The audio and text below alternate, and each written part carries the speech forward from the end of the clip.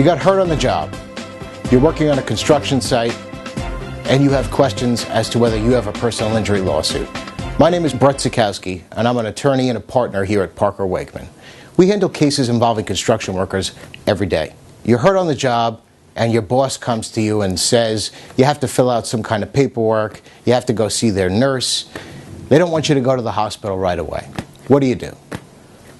What you should do is you should get any medical treatment that you need right away, because if you have a potential case, any statements that you make to that nurse, any forms that you fill out at the job, if they're not done correctly and truthfully, they could come back to hurt you.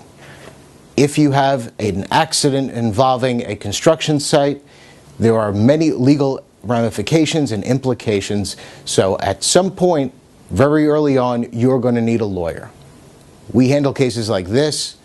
If you have any questions, give us a call here. Again, I'm Brett Zekowski from Parker Waichman. Thank you.